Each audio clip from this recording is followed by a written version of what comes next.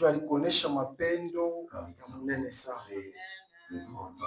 Bwana kubariki sana. Tunajua tulipitisha 2 jours hapa, 3 jours plutôt, na mafundisho hapa na maombi. Bwana Yesu abariki kila mtu yote alikaribia kufuata mafundisho na maombi. Bwana kubariki sana. Na Bwana bariki tena wahubiri bote walifanya kazi, ba moderateur bote. Bwana wa milele amebariki sana. Leo mimi naona ni siku ile Bwana Yesu anafufuka.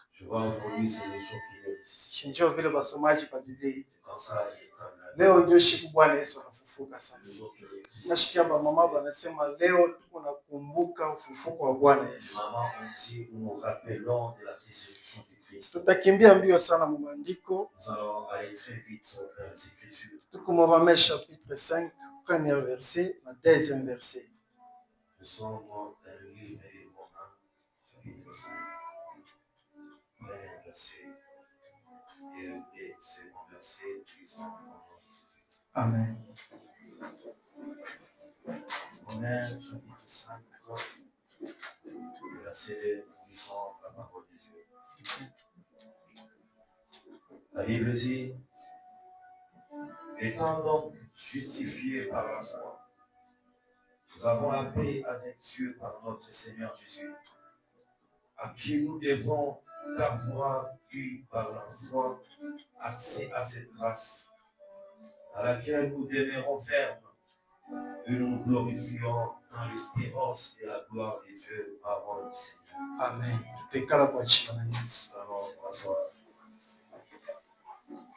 Takupatia tena yangu siku ya leo.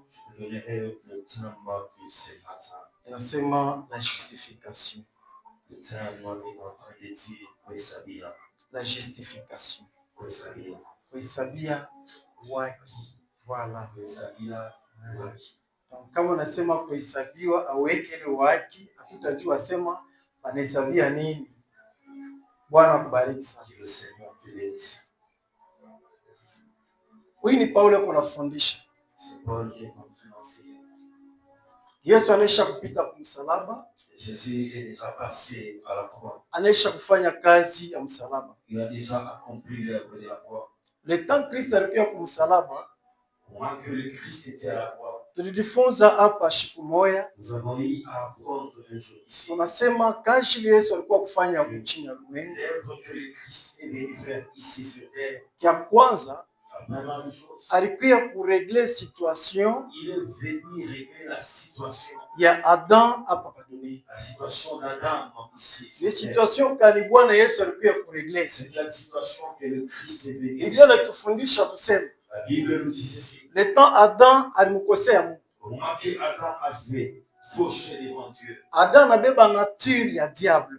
Adam a pris la nature diabolique. Na mbingu haikuwa namuona tena Adam. Et le ciel ne pouvait plus voir Adam. Mungu hakukuwa tena narudia kusumuza na Adam. Dieu ne pouvait plus revenir parler avec Adam. Relation ya Adam na Mungu ilimalizikia La pale. relation qui était entre Dieu et Adam. Mungu hakurudia tena kwa Adam juu ya kusumulia naye. Plus rentrer chez Adam en fait de parler. Na kama tunarudia mshamba Eden, Mais si nous rentrons dans les jardins de Adam, taona mwanzo Bwana alikuwa anasumbulia na Adam. le Père est en train de parler avec Adam. Alikuwa anavisiter Adam. Il est en train de visiter Adam. Mais après chute ya Adam, Après la chute d'Adam, relation inakachika. la relation qui était entre Bwana shikuye na kuya tena. le Seigneur ne pouvait plus revenir. Na Adam abakia vile. Et Adam est resté comme ça. Manake entre Adam na Bwana kunakuwa separation. Entre le Père et Adam, il y avait une séparation. Kifo kinanja kurenyera. La mort est en train de régner. Sa vile Adam alikuwa chef wa humanité, Adam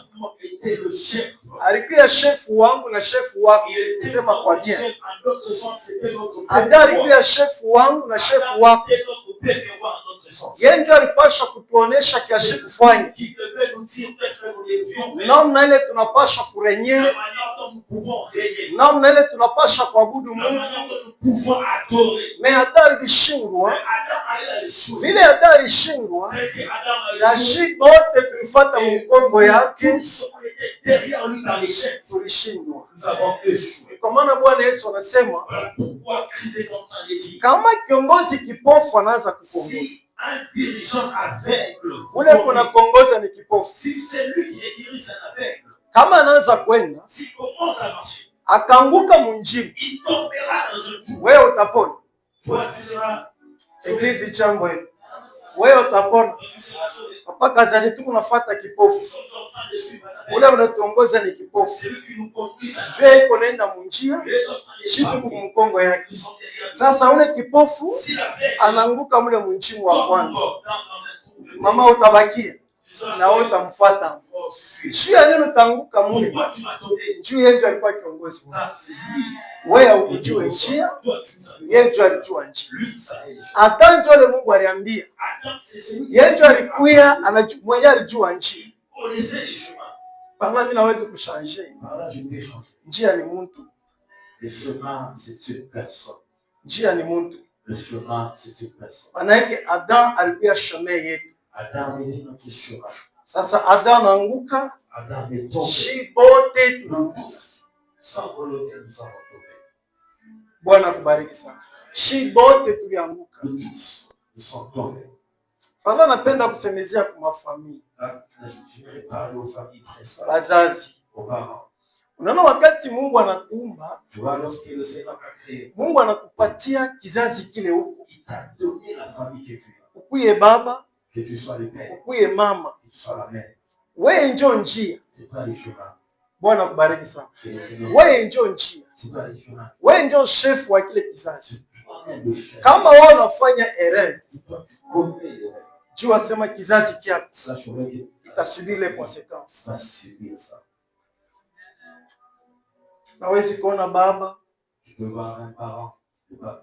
Mungu anampatia batoto Le Seigneur lui donne des enfants. na anaipa maisha yake, anipeleka mbundumba. Il prend sa propre vie, il met ça dans la vie. Eko nalala kubaya, Il passe de nuit. anakatisha kubaya, Il passe de nuit dans le ashijue masomo ya Il batoto, ne sait pas comment évoluer. ashijue kulia kwa Il batoto. ne sait pas comment. Sasa bale batoto banapasha kuishi bien, Les enfants pouvaient vivre. banapasha kuwa na maisha ya bien. Il devait peut-être avoir une bonne. Ubaya bwa ule baba, Le mal, batoto banashindwa masomo, les enfants échouent. batoto banashindwa kuendelea. Les enfants ne savent pas. Ule anafanya vile ni nani? Qui a fait ça? Ule mzazi. C'est le parent. Kama mzazi yako unafanya mambo mzuri, Si le parent fait les bonnes choses, itarudia tena kwa batoto. ça va encore bénir les enfants. Vile Adam alikuwa njia, Adam alianguka, analishindwa. il est tombé, il a échoué. Shie bote tulifuata kumkongo ya Adam, Sans le vouloir derrière Adam, shi bote tulipotea. nous tous sommes perdus. Wanisomee kwa mbele Biblia kuhakikisha ni msemo unasema. On va prier là-bas. Unisomee verset 17, Romains 5:17 nasema. Romains 5:17. Si par l'offense d'un seul homme la mort Kupitia lufu la mtu moya, a régné par lui seul. shimama ndugu yangu. Kupitia bubaya bwa mtu huyu, Par le Eglise chambo yenu. Kupitia bubaya bwa mtu huyu, par l'offense lufu lunafanya, la mort lufu lunaingia. est entrée. Kupitia tu bubaya bwa mtu. Passons par l'offense d'une Mtu mwana hawezi kutuingishia bubaya. cette personne peut nous amener le mal. Mtu mwana hawezi kutuingishia bubaya mu nyumba. Cette personne ne peut amener le Mtu mal. mwana hawezi kutuingishia bubaya mu maisha yetu. Cette personne ne peut amener le mal. Mtu mwana hawezi kutuletea bubaya mu eglise. Cette personne Mtu ne moya, peut poissonner dans l'église. mtu moya.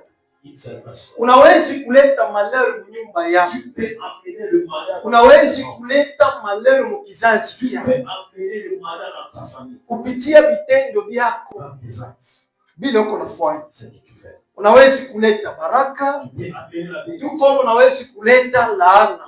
Tu peux amener la Mtu yeye mwenyewe alikokoteaka La personne elle-même dans sa vie. kupitia misemo na vitendo vyako. Par le parole et le geste. Kinanishangaishaka mie C'est une étonne. ni mtu asha kujikokotea bubaya Tu bwake vois une personne qui s'attire kupitia misemo na vitendo vyake, par le parole. anabebele mambo anamufika Mungu. Il prend ses problèmes. Mungu yeye alikupa vyote, Dieu a tout. Bwana alikufanishia vyote. Il a tout fait. Kama pumzi ya uzima Il anakupatia, souffle de vie. Mais non, nini atashinda kukupatia? qu'est-ce qu'il va pas? Alikupatia Il vyote, a donné tout. ni wewe C'est sasa toi maintenant. kupitia vitendo vyako, Par tes actes, kupitia misemo par yako, tes paroles, John ilikopotea nufu. John ilikopotea kubaya. Sasa unaanza changer langage. Oh, église amuna moto. Mungu. Non, angalia vitendo vyako. Leo kuku bantu bengine manyumba yabo. Hapa tu kunasema hapo. Ile maisha kunaishi, yeye ndio auteur wa ile maisha. Il est l'auteur de cette vie. Kupitia vitendo vyake. Passons par ses actes. Imaginez-vous Mungu anakubariki. Vous imaginez le Seigneur vous bénir. Wale Mungu anaanza pale alikuwa anateswa. On va que tu sois Kwa na bibi moja. Tu avais cette femme. Paka ule bibi ndio alikuwa na. C'était la seule jolie femme. Hata na shijue kashi. Même elle ne se connaissait pas. Ndio alikuwa na. C'était celle. Mungu anakubariki na huyu mama. Seigneur t'a béni. Naona baba anatoka. Regarde maintenant le papa. Jua anapata sasa. Anaenda kutafuta bibi wa kashi. Trouver les autres femmes ou le femme qui vont l'aider dans les travaux. Sasa bubaya bunaingia mnyumba. Le mal est entré dans la Banduku maison. ni mambo ya Mungu. C'est vraiment les yeux. Vitendo vyako. Les actes.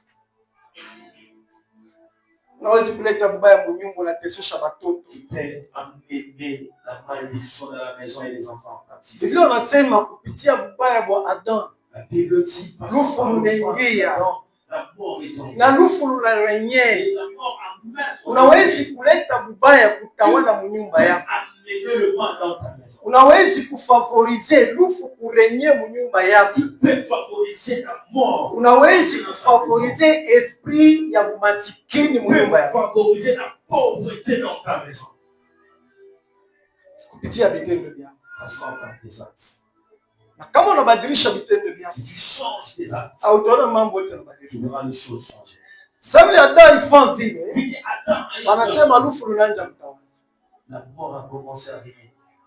Bwana akubariki sana. Et le Seigneur te bénisse. Sasa Bwana Le Seigneur ashikupende lufu kutawala. ne voulait pas que la mort règne. Bwana ashikupende lufu luendelee na kutawala Adam. Ne jamais voulu que la mort. Bwana ashipende lufu luendelee. Le Seigneur n'a pas voulu que Sasa la mort. basi Bwana anabeba mipango ya Voilà pourquoi le Seigneur a pris ses précautions. anashuka yeye peke. Il ne son seul. Anajiumbia mwili. Il a créé un corps. Ona mapendo ya Mungu. Il a l'amour de Dieu. Anajiumbia Il mwili. s'est créé un corps. Anashuka. Il le sent. Anasema mimi nenda Il a dit, je suis pas nikalete renyi ya sasa. que je pardonner un Mimi napenda Adam na kizazi kyake barudie pa place yao. Adam et sa famille. Asubuhi ya leo Bwana anapenda kukuona pa place yake pale alikuweka. Attends, le Seigneur veut te voir à ton poste. Anapenda kukuona ile fashion Il kweli. veut te voir là où il a été placé. Kashi alikuwa kufanya L'œuvre qu'il a fait, mtu akurudishe c'est wewe pour te ramener pa place pale alikuweka.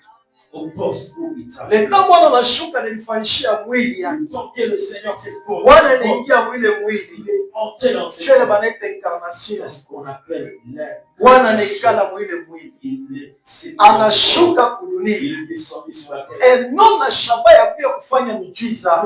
Pas venir faire le miracle. Mais alikuwa na shaba. Il est venu. Eglise chango ye. Bakufanyishie mjiza bakupe mkate ukuli. Qu'on te fasse des miracles, qu'on te donne à manger. Na bakuikarishe pa place pale unakuya na pouvoir Et qu'on te mette ya unasema mkate kuya inakuya. et Utapenda nini? tu vas vouloir quoi? Bantu beko napenda ile maisha ya vile sana. Les gens aiment Ya ça, miujiza sana. la vie des miracles. Bwana shikwa kufanya Le miujiza. Seigneur n'est pas venu. Mais Bwana alikuwa kukupa we Il uwezo. est venu te donner Ile le vitu pouvoir. vitakuwa kukuchika wewe. Là où les choses vont tomber. Hautabakia esclave wa Tu miujiza ne hapana. resteras pas esclave de miracles. Wale beko nabakia esclave wa miujiza. C'est que devenir esclave Kama de shione miracles. miujiza, S'il ne va pas de anasema miracles, Mungu Bwana. il commence à dire que Le le Bwana Seigneur shikuye Oh, miujiza le hapana. Seigneur ne peut pas Alikuwa donner de miracles. kukupa wewe Il uwezo. a venu te donner le Ile pouvoir. vitu vitakuwa kukuchika wewe. Afin que les choses commencent à obéir à tes ordres. Bwana kubariki sana. Le Seigneur te bénisse. Sasa kwa kufanya vile, En faisant cela, Bwana alipenda régler mbele situation. il a voulu régler la situation. Dieu pour régler les situations, Pour régler cette Bwana situation, alibeba msalaba. il a pris la croix. Aliutilize msalaba. Il a utilisé la croix. Msalaba La croix, haina mateso hapa. ce n'est pas la souffrance. Sema mbele msalaba haina mateso. Bamingi kama naiba kubeba msalaba ya Yesu maana yake ni mateso. Anaona mateso, anaona mangaiko. Msalaba haina mateso, hapana. Msalaba haiko mangaiko, hapana. Msalaba ni volonté ya Mungu. La croix, c'est la volonté de Dieu. Msalaba ni volonté ya Mungu. C'est la volonté de Dieu. Kama unasema mimi nabeba msalaba, msalaba ni unabeba volonté ya Mungu. Msalaba haiko mateso, hapana. Bwana alibeba msalaba juu ya kutimiza mapenzi ya Bwana. Bwana kubariki sana. Kwa maana Bwana alipanda pa msalaba. Kwambia mercredi, quand jeudi, Bwana alipenda kia kwanza arudishe Adam mu position yake ya kwanza. Le Seigneur a voulu en premier lieu remettre Adam à son poste. Ni kwa maana Bwana alipenda abebele nature ilikuwa nayo Adam. Voilà pourquoi il a voulu prendre la nature Adam. Ende akaikluwe kwa msalaba. Enfin, il a cloué cela. Choka shi Bwana alikuwa kufanya kia kwanza ngambo yake kungambo ya shetani. Bwana alikuya kumdekuye. Le Seigneur est venu. Baka msalaba ile moya iko na mafasi yake. Fasi yetu shie bangu ilikuwa ni kubeba wale mtu wetu wa zamani, ile nature tulipewa na shetani, ile tulirithi kwa Adam. Ile Adam alibeba kwa shetani. Ile nature ilikuwa ni kushindisha.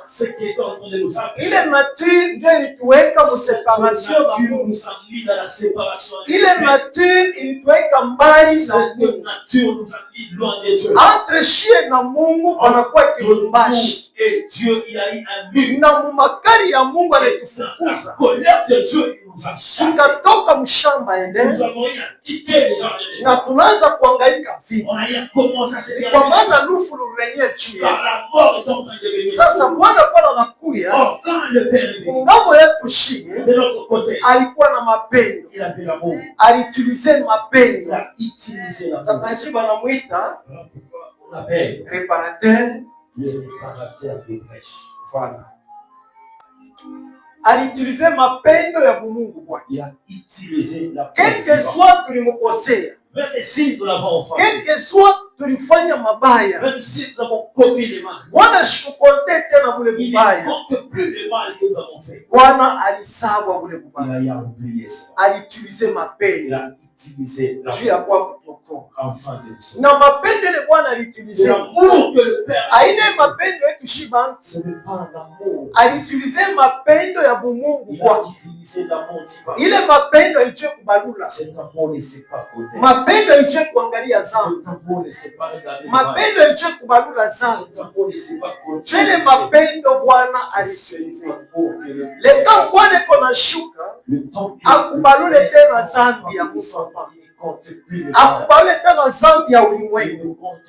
Alikuya tuna shaba ya wokovu. Leka Bwana anashuka kwa mapendo yake, anajidentifie na shi, anajiunga na shi, anajifanya mwili moya na shi, anajifanya mwili moya na weye. Bwana alijifanya mwili moya na weye, ilikuwa njoo kubeba nature yako ya zambi ili akuvike nature yako. Wale uko wewe, uko mwili ya Kristo. Sa principe Paulo anasema hivi, shie bote tuko hapa, tuko mwili ya Kristo. Kristo anesha kujidentifie na shi. Sabile Kristo anesha kujidentifie na shi, tushakuwa naye mwili moya. Kama tunakuwa mwili moya na Kristo, ile mwili yako tena aina yako inesha kuwa ya Kristo. Jo muko naye mwili moya, hawezi kubeba tena ile mwili yako ukaipeleke kugundumba. Hawezi kubeba tena ile mwili yako ukaipeleke tena mpombe. Hawezi kubeba ile mwili yako tena ukaipeleke kuzambi. utarudia tena mbuchafu. Jua ya kusema ile mwili yako haiko tena yako, hapana. Mwili yako hii kisha kwa ya Kristo. Ni kwa maana Paulo anasema amujua ya kwamba mwili yenu ni temple ya Roho Mtakatifu.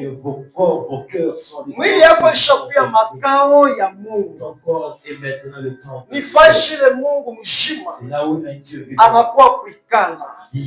Sasa wezi kubeba Mungu mzima wende ukampeleke kubundumba, hawezi kubeba Mungu mzima wende ukampeleke mpombe, wende ukampeleke buzambi. Esko unaamini asubuhi ya leo kusema mwili yako ile ulisha kuungana na Bwana Yesu? Unachikeke mwili yako isha kuungana na Bwana Yesu. Kama uko mwili ya Kristo, acha dhambi, acha bubaya. Hawezi kumpeleka Bwana kwa unampeleka. Unaona unafanya dhambi yesha kupana. Quand tu pêches, il est juste. Il est attristé. Tu ne sais pas ce qu'il est de toi. Mais comme on a dit, tu sais que ton corps à toi, ça t'appartient à Christ. Ça appartient à Christ. La Bible dit, je vous ai racheté. Je vous ai racheté par mon sang. La chose qui m'a fait, ça t'appartient. La chose que tu paies dans un magasin, tu vas payer, non? Est-ce que ça appartient encore à Dieu? Mais Bwana Yesu alikuuza wewe. Le Seigneur t'a racheté kupitia damu yake. Par son sang. Anakuuza. Sasa unakuya wa nani? Tu appartiens à qui? Uko wa Yesu? Unakuya wake? Tu appartiens à qui? Bwana kubariki sana. Sasa kiawe kujiuliza, nikia kusema mimi nakuya wake njuu ya nini? Ni njuu ya kufanya mapenzi yake. Njoo kufanya kile yeye Bwana atakuelezea. Mwili yako haiko yako tena, pana. Mtoke mwima mafundisho watu wako nasema Mungu wako anaangalia moyo. Mungu ashangalie mwili. Mais Biblia iko nakuelezea kusema mwili yako yaliuza. Mwili yako aliuza. Ni yake. Hawezi kufanya na mwili vile unapenda. Uifike vile unapenda. Unavika mwili maminishipe. Unavika mwili mapantano. Unaipenda vile unapenda. Unafanya mwili vile unapenda. Donc kama unafanya vile, ile mwili haijakuwa ya Kristo. Kama ile mwili ni ya Kristo, hautaifanya vile unaifanya. Matatuaje tout ça. Kama unajua sema ni ya Kristo, hautaifanya vile mama. Na kuanzia leo, jua sema ile mwili haina yako. Mwili shakuwa ni ya Kristo. Sasa mwili ni ya Kristo. Usitorture vile unaitorture. Usifanye vile unaifanya. Ni abomination mbele ya Mungu. Ce sont des abominations devant Dieu. Mwili kuna bashefu bade. Le corps en généralement des nafsi yako nayo inadiriger le mwili. Ton âme dirige. Kristo naye anautiliser le mwili. Et le Christ aussi dirige ton corps. Biblia inasema mtu atapeana na bashefu bade. La Bible dit l'homme aura des chefs. Sasa vile tunaisha kuuzwa na damu ya Kristo. Nous sommes rachetés par mimi nashakuya wa Kristo. J'appartiens à Christ. Mwili yangu ni ya Kristo. Mon corps appartient. Sasa vile mwili yangu ni ya Kristo. Ni mwili ya heshima. C'est un corps de respect. Ni mwili ya heshima. C'est un corps d'honneur. Napasha kuheshimia mwili yangu. Nous devons respecter. Siwezi kupeleka mwili yangu kwa hotel te. Siwezi kupeleka mwili yangu manganda ya pombe. Mwili ya Kristo na tumbako kwa nafuta. Le corps du Christ avec la cigarette. Bwana kubariki sana. Bwana anabeba ile matiri ile ya dhambi. Le Seigneur a pris la nature. Bwana anaikuweka msalaba. Il a cloué cela à la croix. Bwana shikiache kumsalaba. Il n'a pas laissé cela là. Bwana anaishika. Nilikwambia Yesu kwa kusema pole kona sema wakati ile Yesu beko na mpopa mie Paul nilifia pale. Badisiple walishangaa na nilikushangaisha le tombe kona muwa Yesu Paul ashikuye akutembea naye ashikuye hata naye mekunesha kupita mashiku Kristo anesha na kufua me banana muntu weko na lamuka na revelation eko na kuyo kubeleze. Unajua mie wakati Kristo beko na mkrisifie mie nilikuya pale beko na shutuka beko na muuliza ulikuya hapo je? Sasa yeko na bauliza na ye mwa munajua Kristo waje? Munajua Yesu waje? Bwameko na mwambe njoba Pierre bani beko na mwambe se shitu na jole Yesu tulikuwa natembea naye, shitu na jole Yesu tulikuwa nakuya naye, tunajua ule Yesu alikuwa anafanya miujiza. Mme pole Belesia asema kama mulimujua Kristo wakati mulikuwa natembea naye, sasa hiyo wakati hayoko wakati tena ya kumujua vile mulimujua. Mulimujua Kristo fiziko. Vous avez connu le Christ physique. Ulikuwa na Kristo mwili. Vous avez eu le Christ physique. Hamukukuwa na Kristo esprit. Vous n'avez pas eu le Christ esprit. Ulikuwa na Kristo mwili. Vous avez eu un Christ physique. Ulimjua mwanzo Kristo mwili. Vous l'avez connu comme Kristo. Kristo alikuwa anafanya miujiza. Mwenye alikuwa anapanda na mweye anashuka na mweye. Mais cette fois-ci ana tena mwili ange physique hapana. Inaomba mumujue ukiroho sasa. Comme prêtre. Le temps Kristo anashufuka kubulongo. Anafufuka. Nani alimujua tena? Hakuna mtu alimujua tena. Bale barikuri na Kristo. Yesu anafika mbele yako. Hakuna hata mtu bado alimujua sana. Hapo badisiple wanaanza kwenda kwa Emmaus. Yesu alikuwa katikati yao. Anaanza na kubauliza. Muna diskite nini? Banaanza na kumexplique. Na bakumujue tena. Aba kumujue tena sema ni nani? Banatembea naye. Tamu refu sana. Le temps wanafika quelque part, banaikala. Yesu anafunja mkate, anabapatia. Anatosha vali kuya mbele yao. Sasa ndio banakuwa kujua. Kama ulimsapesi Paulo konasema, kama ulimjua Kristo physique, cette fois-ci inaomba révélation, ndio ujue Kristo spirituel. Sasa si église inapaswa kumarcher mu révélation. Pourquoi l'église doit marcher dans la révélation? Il faut le voir litoke. Il faut que le voile. Sasa si Paulo konasema, voilà pourquoi Paul dit, mie ndi kufa naye. moi je suis mort avec lui. Anashutuka. Ils étaient étonnés. Ulikufa naye je? Asema mjue kile Bwana alifanya. Paulo anaanza kuexplique. Kile nifurahisha ni nini? Ni kuona Pierre alikuwa na Kristo, anakulia na Kristo, anakuwa na Kristo. Leo anaanza kushikia Paulo anaanza kufundisha. Paulo kuna mpatia revelation. Anasema banduku, ce n'est pas possible. Anekala kumikuli ya Paul. Il s'est mis au pied de Paul. Anamwambia sema unipe revelation. Il a dit donne-moi cette révélation. Unipatie revelation. Il a dit donne-moi cette révélation. Wanaanza kumpatia Pierre revelation. On commence à donner à Pierre. Mais bengine beko nasema Pierre ndio le balimpatia ufungulo. Ça prend ici ça Pierre pour la église. La clé de l'église. Mtu anampatia ufungulo ya église na revelation. Quelqu'un à qui on a donné la clé de l'église mais n'a pas de révélation. Ndio le bantu wanasemaka. Ça c'est le chant d'église. Oh Pierre ndio le balimpatia nini? Clé ya église. Sasa le même Pierre ule balimpatia ufungulo ya église. Anajikuta devant Paul. Ule alikuwa ennemi wa Kristo. Ennemi wa église. Anashikia vile Paul anaanza kusema. Analiona yeye na voile mbele yake. Ifale voile itoke sasa. Sasa utasema alikuwa na ufungulo koma. Il avait la clé comment? La clé c'est la révélation. Fungulo ni ufunuo. Anasema nifundishe. Il a dit, enseigne-moi. Paulo anaanza kumfundisha. Paul commence à Anaanza kuambia Pierre. Il commence à dire à Pierre. Unaona wakati ile mlikuwa na Kristo chambre 11. Tu vois le temps que vous étiez avec Christ. Ona ni vile mimi nifunza na Kristo. Tu vois maintenant ce que moi j'ai. Alibeba humanité yote. Il a pris l'humanité. Alibeba ndani mwake. Il a pris l'humanité. Malaika alikubeba wewe Pierre. Comment il t'a pris toi Pierre? Anakuweka ndani mwake. Il t'a mis en lui. Alibeba mie Paul. Il a pris lui Paul. Quelque soit nilikuwa mpagano. Malgré qu'il était païen. Quelque soit nilikuwa shina naye. Malgré qu'il était Sema mapendo yake yeye.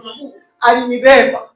Aliniweka ndani mwake. Il a mis Paul en lui. Si bote tulikuwa ndani mwake. Tous on était dans. Sasa alitubeba. Il l'a pris. Anaenda na shie ti mpaka kumsalaba. Il est parti avec les mots justes. Tulifika naye kumsalaba. Sans arriver à la croix. Tulisulubishwa naye Nous avons kumsalaba. été Shi crucifiés. tulikuwa ni ndani ya On était en lui. shombe shi tulikuya. C'est là où on était. Tena kunashutuka. Vérité. Mama ile mimi kuna munie. Au moins que les autres les Mama ile mimi naanza kumkatana. au moins que moi j'ai les Mimi nasema mishi mjui. J'ai dit, je ne les connais pas. Ndio namwambia sema hata. On est en train de dire non. Hata vile ulisema umjui. Même quand tu as parlé que Wewe ulikuwa ndani mwake. toi, tu étais en lui. Mimi nilikuwa ndani mwake. Moi j'étais en lui. Sasa wewe ulikuwa ndani mwake. Tu étais en lui. Kila anaanza kushutuka. Na leo unakimbia. Ona mtu anakimbia msalaba. Et là, quelqu'un Na shijua sema kwa ndani ya Kristo ndio anamsulubisha. sans savoir qu'en Christ on est en temps de les massacrer. Anamwambia sema Il a dit, tulisulubishwa naye on a été nous tous massacrés na tulizikwa naye. et on a été nous tous enterrés. Kile alifanya pale, Ce qu'il a fait là, alifanya nini? il a fait quoi? Anaanza kufundisha. Il commence à Alibeba ile nature tulikuwa nayo. commence à prendre la nature. Sasa badisciple banaanza kujipoza question. Le disciple commence à Mama ile tulikuwa natembea na Kristo. comment marcher avec Donc Christ. tulikuwa na nature On avait ya diable ndani mwetu. satanique. Sasa oui. Exactement. Oui. Exactement. Oui. Mais kama Pierre anabisha. Mais si Pierre, Mais pourquoi Christ alimwambia sema mais pourquoi le temps Christ anampatia vision. au moins Christ a dit, Anamwamuka un jour. il a dit, Anasema, il a dit, Muone vision minapewa leo. regardez la vision que j'ai reçue aujourd'hui. Batanibamba, On va m'arrêter, batanivika, on va me battre, batanisulubishwa. on va me massacrer. Pierre anamwangalia. Dans le regard. Habiwezi kufanyika. Ça ne va pas se faire. Yesu anaangalia Pierre. Pierre, Jésus regarde Pierre. Anamwambia sema, Il me dit quoi? arrière de moi. Arrière de moi, Satan. Satan.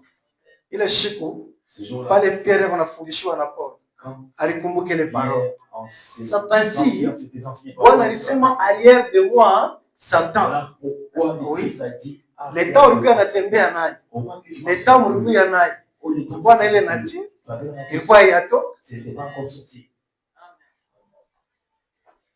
Nilikuwa nafanya miujiza na ile nature. Je faisais le miracle avec cette nature. Oui. Exact. Ulikuwa nafanya miujiza na nature.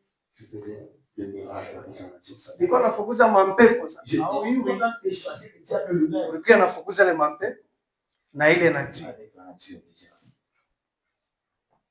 Inawezekana vile?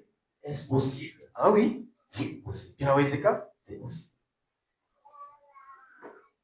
Bilifanyika C'était accompli puisque yeye Kristo car Christ alikuwa pale. était là-bas. Sasa ule mlikuwa nenda Dès que vous partiez mu ordre yake dans l'ordre, kilikuwa nenda nafanyika. ce qui était Ni ile parole c'est sa parole alikuwa ananipatia. qui vous donnait. Ndio alikuwa nenda nafanya kazi. C'est la parole qui agissait. Sasa ona kila alifanya. Regarde maintenant ce qu'il a fait. Alipenda sasa yeye Kristo ajikarne ndani mwetu. Il a voulu maintenant s'incarner en vous. Hapa tu unasema na mwewe. Comment comparez-vous avec vous? Pierre, Pierre, tuko ndani ya Kristo. nous sommes en Christ. Anashutuka. Il était étonné. Tuko ndani ya Kristo. Nous sommes en Oui. Oui, Tuko ndani ya Kristo. nous sommes en Christ. Alibeba ile nature, Il a pris cette nature. anaisulubishwa. Il a Anaiba nature yake, Il a pris sa nature. anaitufika. Il nous a fait porter. Pour le moment, Pour le hatuna tena vile tulikuya. nous ne sommes plus Tushakuya viumbe vipya ndani mwake. créatures en lui. Et pourtant, wale banaanza kuona croix, Pourtant, quand ils voyaient la croix, banaanza kuona défaite. ils voyaient comment ils sont gagné. Banaona défaite. Ils ont vu comment ils ont Bagrek le grec. benye kujifunza, Ils ont eu à benye baliinvente le croix. c'est eux. Puisque croix Kristo ashushuke nayo kumbingu. La croix, Christ n'est pas descendu. Alikuta pa dunia hapa. Il a trouvé Ni ça. kitu kile baliinvente. Quelque chose qu'on a. Mungu ba grec ndio bale balifanya kile kitu. Barome bana exécuter kile kitu. Le Romain ont exécuté. Kilikuwa ni fashi balikuwa na uya babrikant. C'était un lieu. Bantu batenda maovu. Bale bantu beko condamné. Kama mtu eko condamné, sori yake yeye. Son sort. Ilikuwa ni kumsalaba. À la croix. Faut bampope kumsalaba. Cloué à la croix. Ule mtu eko condamné. Tout celui qui est condamné. Dieu peut dire Comme ça que c'est. mais Kristo pala makuya, Quand Christ est ça vile pala likuya. venu, Alikuwa kubeba condamnation ya Mungu. prendre la condamnation. Alikuwa kubeba condamnation ya. Il est venu prendre la condamnation. Asikusie kwenda mnyumba mzuri. Il n'a pas voulu être dans Alibeba paka kile kitu kile. Il a pris la chose. Balikuwa na condamner nakyo ba. Sio kile aliutilize. C'est la chose qu'il a utilisée. Aenda kupaka kile croix. Il a pris la croix Ile balikuwa na condamner. avec laquelle on Bantu babaya. avec laquelle Batenda zambi. Ndio ile Kristo alienda kabeba. Sasa humanité ikuchuri. Pourquoi Kristo alibeba croix? Puisque Kristo alikuwa na kubeba bubaya bwako. Alikuwa na kubeba condamnation yako. Alikuwa na kubeba hukumu yako. Puisque wewe ulikuwa mtu wa kuhukumiwa. Sasa anaangalia kusema mimi napenda sasa nitimize. Njoo pale Kristo alibeba croix. Bwana kubariki sana. Njoo ni msukuma Bwana akabebe msalaba. Njoo alipasha kubeba condamnation yako. Alipasha kubeba condamnation yako.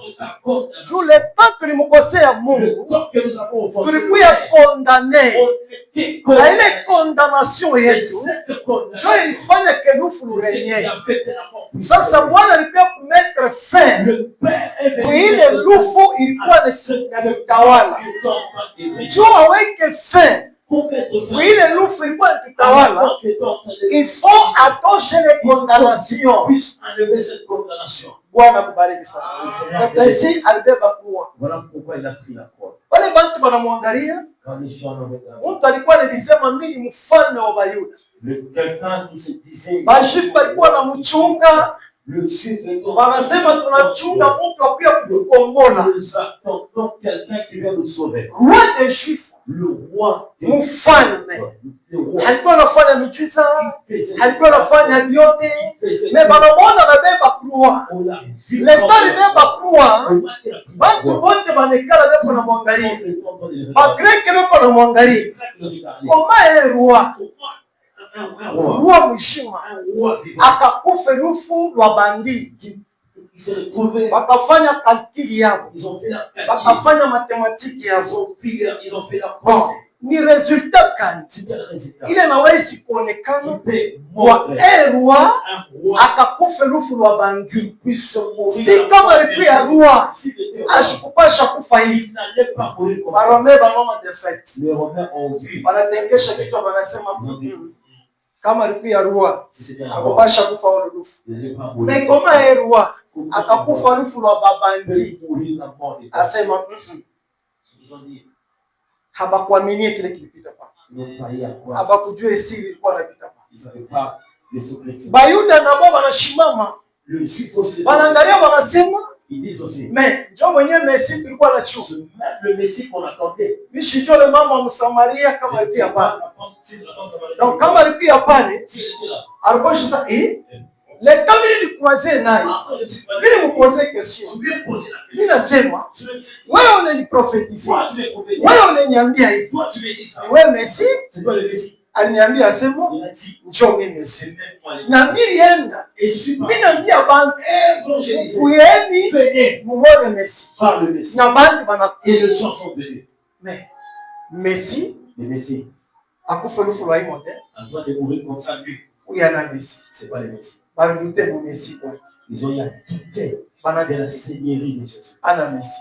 Si kama alikuwa Messi, S'il était un Messie, ashikupasha kufa msa. on Mwisho ya yote wanaanza kumwambia kusema, si kama uko Messi, rema kama uko Messi.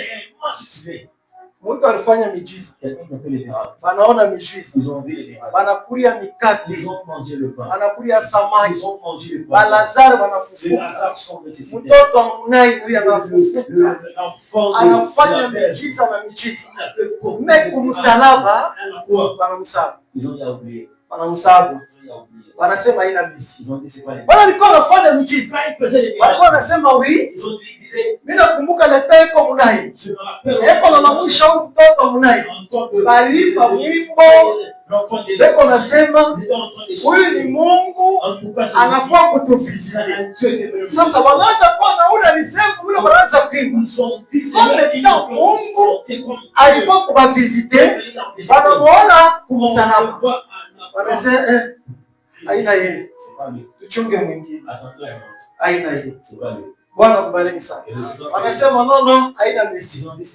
Mwisho ya yote wanamwambia, si kama uko Messi, ulisove. Njoo tuaminie kusema uko Messi. Pembe yako mbele. Mwisho ya yote wanamwambia, mwini hivyo unafika. Wala alikuwa anafanya miujiza sekte mwe. Na mwini hivyo unafika. Tunakuwa na duty. Sasa tunabeba tufanyishe miujiza nyingine. Hii miujiza tunaanza kuomba hapo. Haina njoo mikate kwa mingi hapa.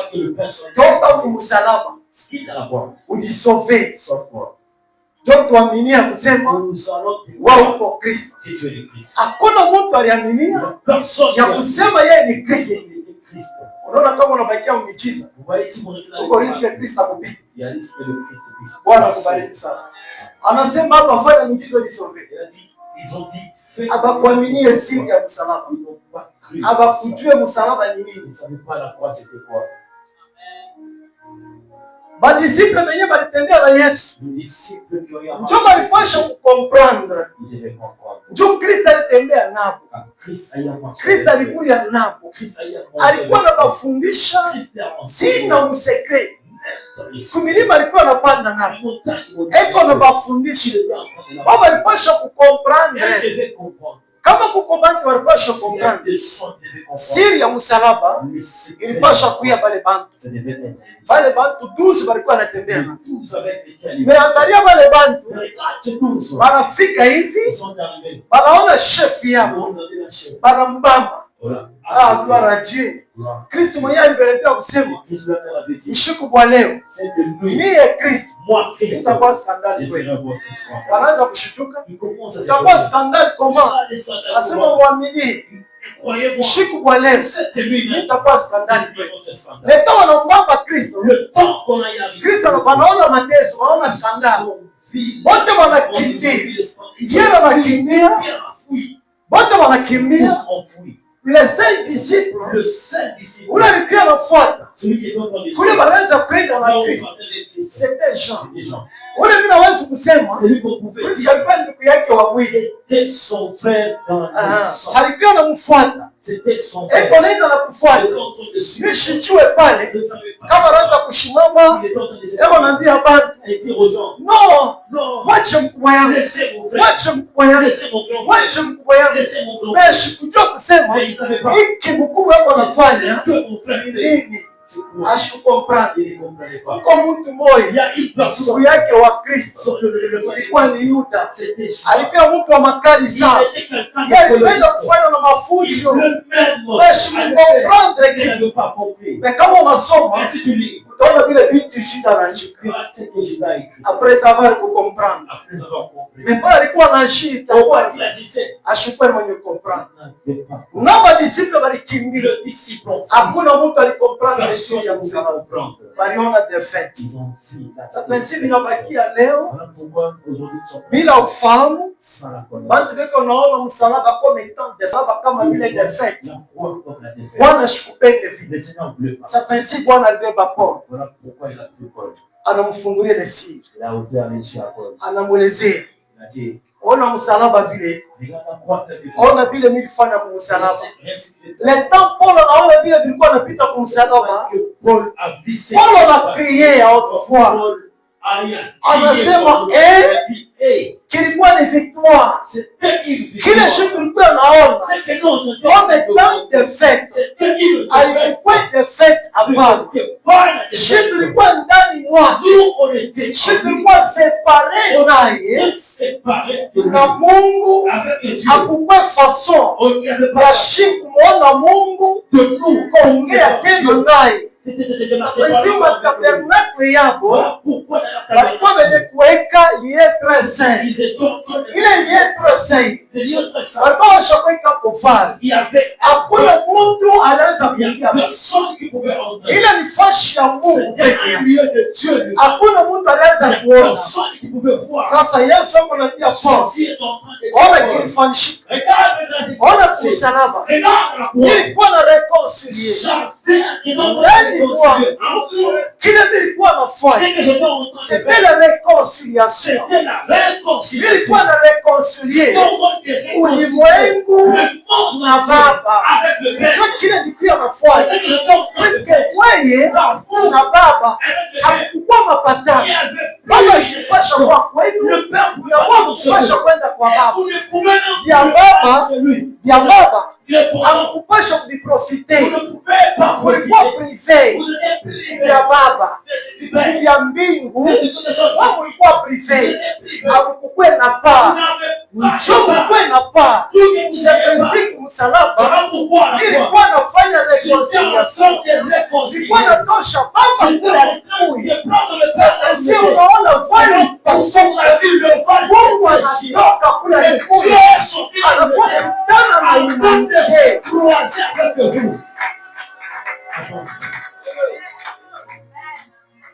Mungu alikuwa mwenye kufundisha Mathayo. Msalaba inamtosha Mungu. Pole anasema mafundisho ya msalaba. La prédication de la croix ni uwezo. Oh, c'est une puissance. Wala alikuta wewe unafundisha vya kufundisha. Donc il a trouvé pour le temps. Wanaanza kumkondane Paul. Les gens commencent à condamner juu ya mafundisho yake. À cause de sa prédication. Wanasema tutafundisha nini tena? On a dit je vais enseigner quoi? Nini ile nini tafundisha? Qu'est-ce que moi je vais enseigner? Unapenda nifundishe. Vous voulez que j'enseigne quoi? Si msalaba. C'est la croix. Njoo uwezo. C'est la puissance. Ilitosha Mungu. Il veut sortir le peuple. Mungu anakuja ndani ya Kristo. Le Père est venu en anakuja kukutana na humanité. Il est venu se croiser avec l'humanité. Qu'est-ce que moi je veux? Ahubiri msalaba. Puisque ni uwezo. Car c'est la puissance. Yenye nakuja na ukoo. Msalaba ilitosha Mungu kule. La croix a fait déplacer Dieu inamleta Mungu ndani ya Kristo. et l'a mené en Christ.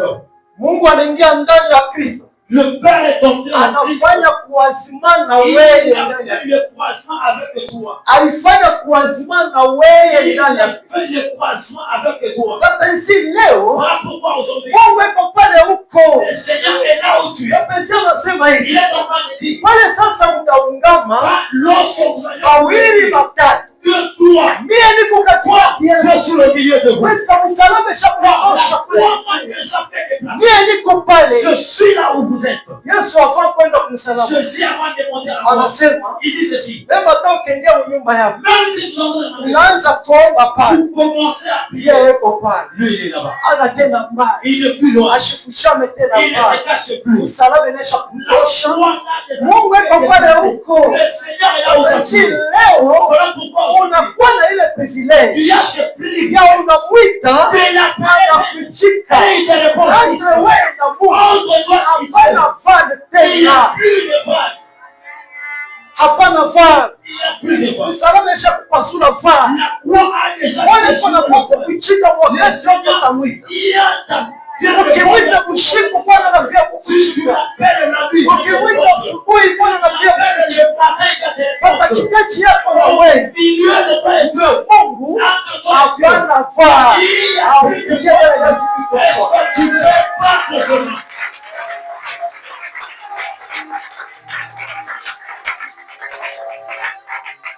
Yesu Croiser avec le Père en lui. sasa mumarishe naye. Sasa mimi nitakushangaa huko na kutafuta wapi? Je serais étonné, toi tu me cherches où? Basi huyu mama Msamaria Pourquoi la femme Samaritaine anamwambia Bwana Yesu, a dit à Christ, shie tuko naomba Mungu wetu. nous prions notre Dieu. Mungu tuko naomba Dieu qui nous wa baba yetu Jacob. c'est notre Dieu de notre Père. Yesu asema Mungu namwombea wapi? Jésus a demandé, Père, Asema tunaenda kumuomba kumulima. la montagne de l'écoute. Njoo tunaenda kumuomba. Kama tunaenda kule kumulima, njoo kule Mungu wetu. C'est là où c'est Dieu, c'est là. Yesu anamwangalia. Jésus l'a regarde. Anasema ndiyo. Mlianza kuomba kitu kile Nous étions en train de prier ce que vous connaissez. wakati iko Le temps est venu. na inaisha kufika. Et il est déjà.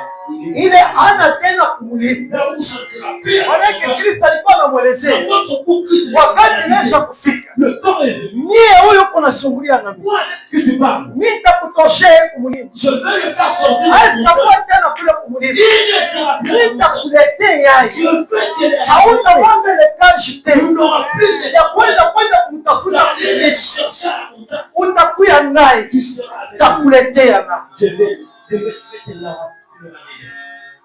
Mungu yuko pale huko. Le Seigneur est là quand tu es. Hapana kuhangaika. Ne sois pas tourmenté. Hapana kuhangaika. Ne sois pas tourmenté. Shenda na kutafuta Mungu. Ne sois pas Na watu wanaenda leo. Nani wanaenda wapi? Mimi nenda mwalambalamba. Nani alikwambia sema Mungu yuko mwalambalamba? Mungu ana mwalambalamba, Mungu yuko pale huko. Mungu ashamkutosha kule huko. Anesha kukuletea yeye. On t'a déjà amené. Mama Terika nako. Même si le petit Mungu yuko pale huko. il est là où tu es. Mama Tabesha nako. Même si le Mungu pasteur yuko pale il est là huko. où tu es. Hakuna fai. Il n'y a plus de voix. Ile itakuapeshe Il wewe va empêcher toi. na Mungu. Sasa ona ignorance ya bana. Regarde maintenant l'ignorance. Ona ignorance ya bana. Regarde l'ignorance. Unaona mtu unaenda, mimi nenda nikamwone prophet, akaniambie mama, akwambie nini? Mtu na Mungu, Entre l'homme meko nenda kuhangaika. et quelqu'un qui est Dieu. Mtu na Mungu, nenda kutafuta mamediateur. Kanisa wanakuambia kusema, uzali isha kutoka.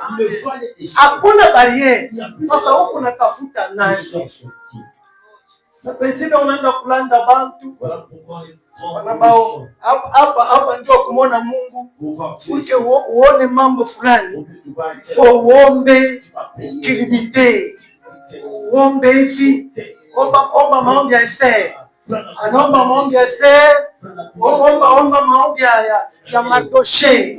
Na mwisho wa vyote utaomba na maombi ya Zakayo ile ikalake. À la fin, tu risques de prier même la prière des actes. Mbona kama unaanza kwenda kuko mtu, Tu vois, si tu passes chez nous, unaomba naye leo aviendeke, aujourd'hui, oublie ça marche. kesho aviendeke, Demain, ça marche. kesho yake aviendeke. Demain, ça marche. Utaisha maombi yote ya mbingu. Utaishi yote ya mbingu. Vous allez Ulifanya maombi, timu tena maombi ya 40 jours ya Yesu. vous allez même faire 40 Unaona mtu anaingia 40 jours ya prière. Asa mimi nafanya maombi ya 100 jours. Je fais 100 jours. Okay. Wewe ingia maombi ya 100 jours. 100 jours. Ushikule ushikule. Je mange pas les Utakutangulia. Meshie tu kwa hapa. Asutaingia maombi ya 100 jours. Kwende shie na place ya maombi ya 100 jours. Kwa Mungu akuye kwetu. Salama isha kumaliza mambo. Isha kupokota Mungu. Isha kumuleta. Shina na tena. Ya mimi kuingia maombi ya 100 jours. Ndio Mungu akuye kwetu. Ile maombi haina tu. Mimi ni fashion niko. Mimi namuita. Yale ni chika pale. Mie naye hakuna faa. Kusha kuwa naye kimoja. Mimi kunatembea naye. Hata ni kumpori. Mimi niko na Mungu. Shina mimi moja. Niko naye pale. Hata mtamba nukula kushiku. Mimi niko na Mungu pale. Mimi namuita Mungu pale. Na Mungu anatenda pale. Shina nasema kwanza kuangalia. Kwanza kushuka. Kuisha kisha mambo. Ni maombi kalitafanya kuite Mungu akende na kwa. Wazi nenda kutafuta Mungu nenda wapi? Acha kuangaisha mwili yako. Acha kuangaisha akili yako. Yesu ashakutoshea yeye. Acha kukupa yeye. Wewe naye mshakuya. Bwana kubariki sana. Mais kwa waleza mbali, kwa wanasema mshakuwa naye mwili mmoja. Sasa wao wanamtafutia wapi? Mama, kama niko mwili mmoja na Yesu, yeye iko ndani mwangu, mie niko ndani mwake. Kwa uniambie kunatenda kumtafuta. Tamtafuta. Ainsi Kristo alisema, kai kwako ili amtenda de gauche à droite. Pale huko tu unamwita anakuja. Bwana kubariki sana. Sisi Paulo alikuwa anabelezea, alikuwa anafanya reconciliation, alikuwa anakupatanisha na Baba, akabaonesha maneno yote ila tuweze kusabia hapa juu ya temps yetu iko kidogo. Sasa Bwana Yesu kumsalaba kule alikuwa anafanya ile ilikuwa tu ni reconciliation. Kungambo yetu shi ilikuwa ni kwa wale mtu wetu wa zamani kumkunjika kumsalaba na kutupatanisha na Mungu. Sasa letana tupatanisha na Mungu, mais liste ya condamnation ilikuwa ni kushimama. Alors que les écrits de la condamnation, liste ya condamnation yenye kushimama, alors que les dossiers de la condamnation existaient. Sasa naangalia kusema kama Baba, si le Père anakuya vient kupatana na huyu mama, c'est croiser avec kupatana na huyu baba, mais kama naangalia hii liste ya condamnation, si regarde la liste de la condamnation, atakumbuka mambo hayo, il va se rappeler de ça. na yeye mtapakia ifanye nini? Anabeba damu yake, il a pris son sang, anashimisha ile condamnation, il a effacé les actes, anashimisha ile condamnation, anashimisha yote, anashimisha yote. Leta Mungu anatoka kule alikuya, eko niingia ndani ya Kristo, donc Christ anakuta condamnation hii, il a trouvé la condamnation n'était plus. anaangalia huyu mtu, Il a regardé ce shinja wale tulikondane hapo, c'est la personne qui a kufurugenye juu ya, elle a condamné sur cette personne. anakuta condamnation shapo, Trouvé la condamnation de damu ya Kristo shakushimisha. Christ a déjà effacé. Sasa sisi Paulo anasema Voilà pourquoi hakuna tena il condamnation n'y a plus de kwa ule condamnation ndani ya pour Kristo. ceux qui sont en Christ. Si kama Mungu Si Dieu anakuya est venu, anaingia ndani ya il Kristo, entre en Christ, anakukuta mama, il te trouve, maman. liste ya La condamnation, liste de la condamnation. damu ya Yesu Yesu Le ashakushimisha, sang de Christ a déjà yana kukuta bila il a condamnation. trouvé son condamnation. Nani wa kudunia huku? Qui ne se voit, Nani wa kumonde de qui ténèbres? du monde des ténèbres, Ule atakuwa kukukondane qui wewe. viendra te condamner toi. Nani atakukondane? Qui viendra Si kama Mungu mwenyewe anakuta liste ya condamnation yangu basha Dieu kushimisha. même trouve que la liste de condamnation. Sasa ule atakukondane wewe. Qui Ni va nani? te condamner toi? Nani atakukondane? Qui va te condamner? Unaona Balaam na Balak. Tu vois, Balaam et Unaona bien l'histoire. tu connais bien l'histoire. Le temps prophète anaanza kwenda njoo kumudi. Le temps que le prophète était en Njoo kupeleka malédiction. train d'aller maudire et Kwa watoto wa Israeli. malédiction sur les enfants. Wala alifika. Quand il est arrivé, Mungu alimwelezea. Dieu l'a dit quoi? Balaam c'est déjà trop tard. Voilà, tu as un retard. Balaam c'est déjà trop tard. Tu ne peux pas. Unaona babantu hapa Balaam. Les gens que tu vois ici, Kwa kusema batoke mu Misri, avant qu'ils ne sortent de la walichinja mkondo. ils ont eu à immoler l'agneau. Depuis Misri Et puis, Égypte, akakupa condamné. il n'était pas. Sasa wote ambao kubakondane Toi, tu vas les condamner. sasa wewe Maintenant, toi, depuis la croix depuis la croix, au kukuwa tu condamné. n'es plus condamné. Sasa nani atakukondane Qui leo? viendra te condamner toi? Ni miaka ngapi Kristo ishakupita? C'est combien d'années que Christ a Kristo alikuwa ashakupita kumsalaba. et Christ était passé à la Ni miaka ngapi? combien d'années? Kama tunakontele miaka Tu me prends toi, c'est ça. kuanzia na leo, Jusqu'aujourd'hui. sijue tunaweza kuonte kama ni Et miaka ngapi sijue. Depuis Kristo alipanda kumsalaba. depuis Christ était Hauna condamné. tu ne peux pas condamner. Hakuna mlosha atakondane. Là, Sasa njoo leo hii. Mlosha lamuke. un sorcier, c'est Kama mlosha lamuka maisha yako si c'est mapasta. Dieu le goût dans C'est déjà trop tard. dis-lui, Wewe hauna tena muda wa kukondane. plus condamnable c'est déjà trop tard. Maintenant, je vais prendre un comme maisha yako. C'est trop tard. Ça principe que tu avais qu'on a foi. Habite à Bamba. Tu voyais, on a tellement condamné. À chaque condamnation. C'est quoi, c'est quoi? Hakuna condamnation. Kwa ule monde condamné à Christ. Hakuna wakujete malédiction kwa. Asubuhi ya leo tembea bien. Yorosha kichwa. Ni mama yako, ni baba yako, ni kambo yako, ni mishimu ya kwenu haina na uwezo kujete malédiction kwa. Nani utakajete malédiction kwa? Nani utakajete malédiction kwa? Niambia ya usubuhi kwa leo. Tumuulize ule Mungu. Nani atashetea malédiction kwako wewe manaye? Hakuna mtu atashetea malédiction kwako. Sisi ndani wako hakuna loi ya condamnation. Hakuna loi ya condamnation. Adesha kutosha.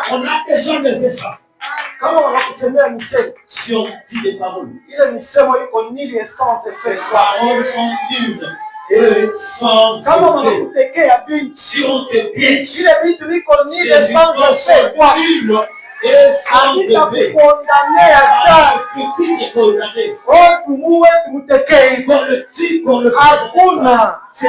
Wanashutuka wao vitambuka paka. Kutekea tu popo. Unatembea paka. Simama mbele mtu. Simama mbele. Mimi natembea yule ya tu popo. Mimi natembea yule ya mteta. Mimi natembea yule ya vitu vyote vibaya vya moja tena. Hakuna mtu anaweza kunikondamnea. Ndani ya Kristo niko huru. Ndani ya Kristo niko huru. Mimi na watoto yangu. Na nyumba yangu. Hakuna mtu anaweza kunikondamea. Kupitia Bwana Yesu.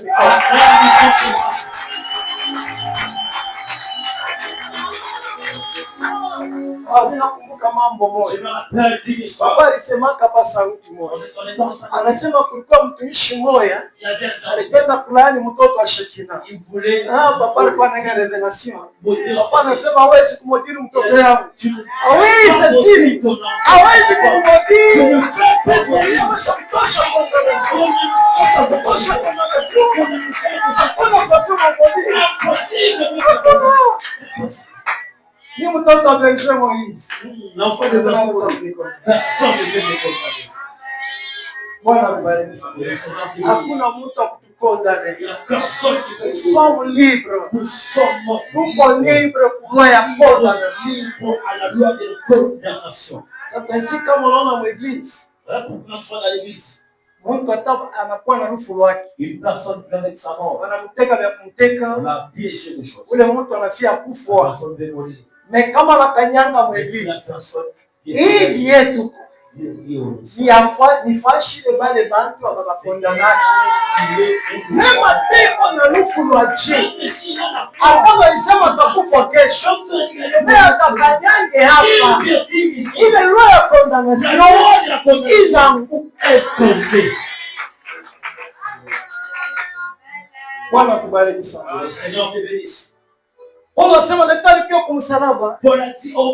Damu yake ilishimisha condamnation. Hatuna tena condamné. Hakuna loi itatukondane. Mais Mungu ashikupe toujours justifié.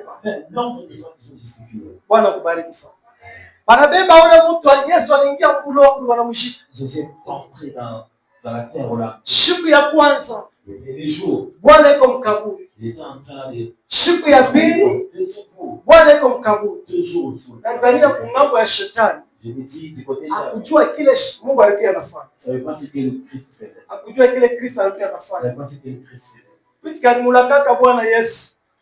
Car il avait anamwambia kusema le premier Christ. Leta aliendaka. Kama unasoma Biblia anasema alimuteka Bwana Yesu juu ya kurudia tena. Quelque soit mutante mara ya pili. Mara ya kwanza Mara ya pili ashikujua sema hapa niko nakuya sasa. Chombe iko ni desarme na kudesarme. Leta iko nakuya. Anamwambia stop. Anamkuta Yesu na hali nyingine. Anamkuta Yesu na hali nyingine. Anamwambia stop. Stop. Wako kunishia. Unarenye sana. Ilikuwa kuweka fin ureni yako. Finia. Wanaanza kutosha mampete. Commence à dégrader les diables. Wanaanza kutosha mampete. On commence à yenye ilikuwa anampatia nguvu ya Yesu mwenyewe kwa maisha yako. Wanaanza kumtosha. Wanamtosha mpete. Leo wanamtosha shetani mpete. Anabakia mtu simple. Anabakia mtu simple. Mungu akubariki sana. Anabakia mtu kumsalama. Biblia inasema bali mdepuye. Maana yake wanamdesarme. Wanamtosha mampete yote. Alikuwa na arme, alikuwa anampatia nguvu. Ile arme alikuwa nayo. C'était la mort. Dieu arme alikuwa anampatia nguvu. Le temps Christ anaisha kumdepuye. Christ anaenda ku séjour des morts. Anafika ku séjour des morts. Anamwambia diable, patia ile arme yako. Leta na clé ya ku séjour des morts. Anamnyang'anya na fungulo. Na yeye alikuwa anampatia nguvu. Alinyang'anya. Sasa ndani ya Kristo. Yesu akuvika wewe mpete. Anamdepuye diable. Ule kwa yule ya shetani ni nani? Nishiseme kalosha. Nishiseme bulosha pa. Iske bulosha kuko service ya diable. Nishiseme bulosha pa. Bulosha kuko ku service ya diable. Niko na parler ya diable en personne. Niko na parler ya Satan en personne. Anamdepuye Satan. Abasema banadepuye ba sorcier. Banadepuye Satan. Wanadesarme Satan. Wanamdanganya Satan clé. Wanakuya kwako wewe. Yesu anakuya na kufika wewe mpete. Anabeba na clé ya kuséjour des morts. Ile diable alikuwa anajifunia naye. Yesu anakupatia. Ule koyulu ya mwinjake ni. Ule koyulu ya mwinjake ni. Hapa nishiseme mtu abasoksi hapa. Tuloshi tuko ku service ya diabo. Mwenye shefu yako ana na uwezo kwangu. Mwenye shefu yako ana na uwezo kwako. Bwana kubariki sana. Bwana mtepuye anakuya homme simple. Bwana mnyang'anya na clé. Anakuya naye. Anapatia eglise. Eglise ni wewe. Eglise ni mimi. Sasa clé séjour des morts. Wewe uko naye. Mara nyingi unaweza kuniambia sasa kwa Eric. Pengine sababu si mkuu hapo. Sababu si akukuye hapo. Hivi vitu tunaanza kusema hivi. Shikia nikuelezee. Ulikuwa bwana moya. Alikuwa satanista. Anatumikia shetani miaka ya mingi. Alimpatia bantu. Alimfanyishia vyote. Maintenant, il est né. Parce que yeye ndio vile atona mupa nini? Atona mfanyishia nini? Yeye kwa méchant. Anamwambia yule bwana, sasa hapa wewe pita huko. Pita huko. Ule bwana anasema niende wapi? Anasema pita huko. Pita huko. Sasa ule bwana anaanza kuhangaika. Mimi anampatia masaa. Saa fulani au na. Yule bwana anafanya nini? Anaona dada moja. Ule dada yuko anapita unaenda kumisa. Dada anamwambia usema, "Frère, wewe nakupitaka paka hapa. Kumisa uendaki. Leo kwa twende kwa kumisa." Sasa ndio na mambo ndani. Anaweza jaga kwa nini nipite huko. Anafuata ule dada. Pengine mimi naweza kwenda kupata wokovu. Anaenda ule mkanisa. Eko ndani ya eglise. Eko naomba mkanisa. Madame anakuya nje. Labda kwa namwambia kusema. Njoo uwe sauvé. Mimi napenda ule mweglizi Mungu. Unipe ule pasteur. Unipe ule ancien band. Unipe ule ba intercesseur. Njoo mimi nikuache. Mais Dieu anasabu. Ya kusema hii taifa ni taifa ingine. Hakuna kuikondane, hakuna kufanya nini. Ule bwana anaeseye, anafanya moto makufanya, anashindwa. Jambo nasema sababu anashindwa, bila kubeba. Anatosha nafsi yake. Ule bwana anaamka pale.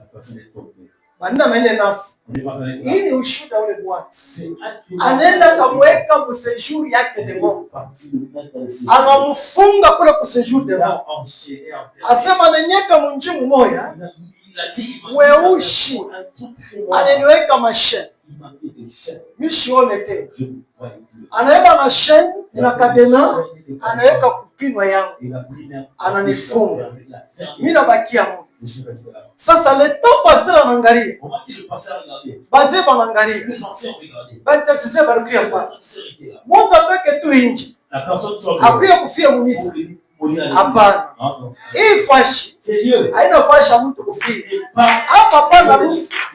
Hapa ni kushima. Sasa nafika hapa mpaka alamuki. Mpaka alamuki. Sasa tuko na clé ya kusejour de mort. Même un diable anabeba nafsi yake. Acha kuweka kusejour de mort. Leo atakomprendre que clé basha kunyang'anya, basha kutupatia. Anaanza kuomba. Anaanza kuomba. Na kama iko naomba, ule bwana fashe asema mimi naomba kiloni. Kinanishona. Mwangaza mwe nafika pale. Masheni yote nakachika. Katena inatoka. Jambo napita mbio. Majambo yote na zambalala. Mwana natoka kuseshuki. Leo ni pasteur kwa prêcher. C'est un pasteur qui prêche. C'est la première fungula kuseshuki de mort l'église eko nayo. Kuseshuki de mort. Fungula kuseshuki de mort tuko nayo. Aliambia shetani nipatie. Anipatia. Leo hakuna arme ile diable ataitilize kwa kupata wewe. Haina hakuna arme hata moja ile diable anaweza kuitilize kwa kupata wewe. Unaweza kuaminia vipi? Unaweza kuaminia vipi? Kwa kusema kuna arme hata moja ile diable anaweza kutumia ilipate mimi. Hakuna arme hata. Akaituma mshiku, akaituma mjua, haitafika pale huko. Hakuna hali yenyewe atakufanyishia wewe mambo ya diable. Haina. Au kusoma maandiko yanasema toute arme forgée contre toi sera comment? Nile. Yesu anabeba clé na mnyang'anya na hadi. Anafanya 3 jours. Il a fait 3 jours. Eko na mdepouiller diable. Tosha diable mampete. Mandugu tuache mambo ya kuimba buloshi mwagisi. Arrêtons de chanter la sorcellerie. Tuacheni ile mambo. Arrêtons. Hakuna buloshi kutafaki. Il y a plus de sorcellerie qui peut. Hakuna buloshi kutafaki. Il y a plus de sorcellerie. Kama tuna comprendre quoi? Tuna comprendre que Christ alifanya. Hatuwezi kuimba buloshi mkiwa kitu. Hatuwezi kuimba buloshi mkiwa kitu. Bonjo watatukimbia shi. Bonjo watatukimbia. C'est eux qui vont nous fuir. Siku ya tatu. Le 3e jour. Ndio siku ya leo. C'était Bwana anafufuka. Il est ressuscité entre les morts. Kwa nasema tulifufuka naye. Voilà, si nous sommes Pourquoi Bwana alifufuka? Pourquoi? Ufufuko ya Bwana Yesu. La résurrection. Watu shie ni nini? Pour nous voir. Njia nini Bwana alifufuka? Pourquoi il est ressuscité? Bwana alifufuka. Pourquoi il est ressuscité? Njia ya kutujustifie. Pour nous justifier. Ufufuko ya Bwana ni justification. ya kusema unaisha kuna tena mambo. Kama mambo ilikuwa inaendelea, kama Bwana shikumalize, kama Bwana alibakia mlongo, kama shikulamuke alikuwa anachunga mbingu ipike baton ya jugement, nimwambia kusema Kristo fini. Kashiro unafanya mimi ya accepte. Mtu anakuya justifie. Entre mimi naye hakuna tena problem. Entre mimi naye hakuna mambo tena. Mimi naweza pia kwake sans problem. Anaweza kupata vyangu sans problem. Kristo alikuwa anachunga. Anauliza Baba, nini ingine nifanye? Baba sema c'est fini. Anapiga bato chini pa. Anasema c'est fini. Nini accepte? Nini vyote unafanya kwa msalaba? Nini vya accepte? Bila ulifanya njia ya mama Shirivini. Nini vya accepte? Bila ulifanya njia ya Fredi. Nini vya accepte? Bila ulifanya njia ya Jean. Nini accepte? Bila ulifanya njia ya Shekina. Nini chikia?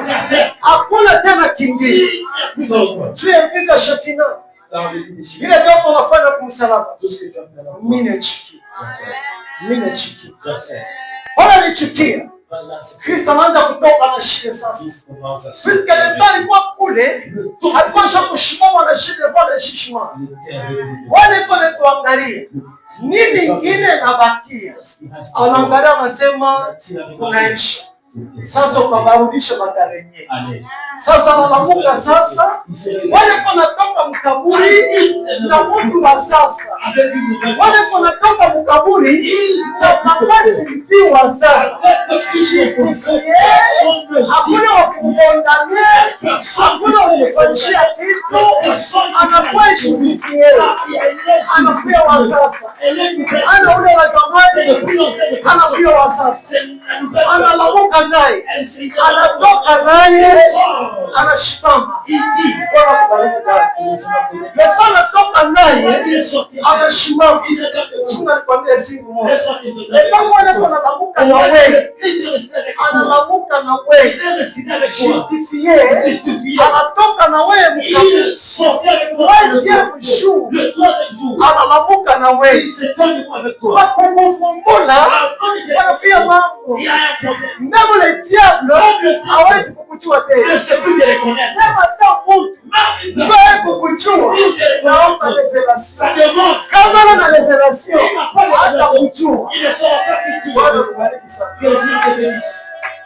Diable anaangalia, anaona kiumbe kingine. Il voit une nouvelle personne. Diable anashtuka. Ile shuku ilikuwa étonnement kwa diable. Diable anajiétonner. Le diable s'est étonné. Siaona mtu wa hivi. Je n'ai vu une personne comme ça. Mimi sikuwa naishi leo mtu wa hivi. Je ne vivais pas avec une personne. Wewe ni nani? C'est qui le personne? Mimi simuone bien.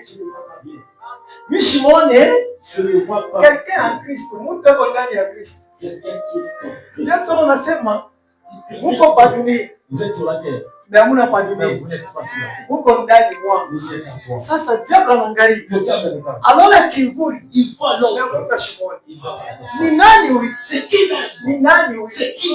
Anaanza kutafuta Il mtu. commence à chercher. Ashione. Il ne va plus. Leko na tu kivuli. Et donc, Kiko na tete. l'homme va Chomle jambo la kuonana wewe. comme ça que Leko na le kivuli kiko na tete. il voit l'homme. Ashione wewe. Il ne te voit plus. Wewe Toi, hauna hapo. tu ne vis plus. Unaenda Tu as pia. qui s'est caché. Sasa wewe ukipata Tout est coupé. na pia Ça nguvu. devient difficile. Tunaanza kuangalia Il kivuli. commence à regarder l'homme. Sasa uniambie. Dis-moi. Bamba kivuli. Touche à l'homme. Bamba kivuli. Touche à l'homme. Et l'homme va faire Bambe l'homme. kivuli. Touche à l'homme. Et l'homme va faire Nipita hapa kivuli changu kiu unapita. Je sais pas si c'est mon nom. Kwambia sema mama bamba Je te dis, kivuli. maman, Utekibamba. tu sauras. Utekibamba. Tu sauras.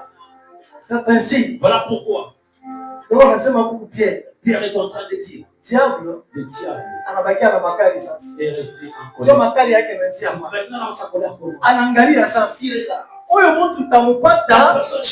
qui le retrouve. Ndio makali inaanza kupanda sasa. Colère sans Ile makali yake yanapanda. et la colère Anaanza kunguruma sana simba. commence à résoudre. Eko na nguruma sana simba. Il joue comme Eko na kutafuta. encore des Eko na kutafuta. Eko na kutafuta. Sio kupata. Tangia anaanza kumtafuta jusqu'à maintenant, ashakupata hata kupata. Tu ne verras jamais. Bwana kubariki sana. Le Seigneur te bénisse. Na yeye anaweza kunitafuta. Il est cherché. Alinitafuta Il m'a tellement cherché. na atatafuta, Il va chercher. atatafuta, atachonga, atanionaka. Il ne va jamais me trouver. Pourquoi? Pourquoi? Atakombana na kimvuli. Il va se battre Eko na avec toi. bimvuli kudunia. Il voit des hommes comme Mais ça. ashijua sema Il voit e bimvuli biko je. présent. Biko na fonctionner je. Anateka kapopo.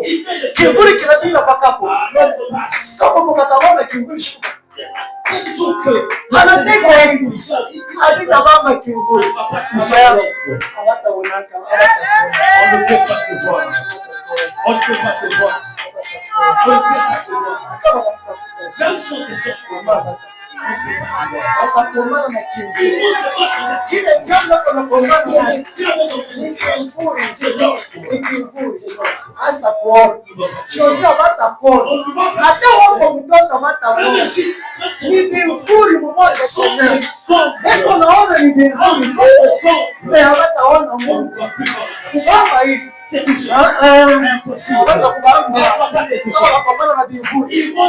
Bache bakombana na kivuli batachoka. Bache bakombana na kivuli batachoka. Hawatakuona wewe. Hata siku moja.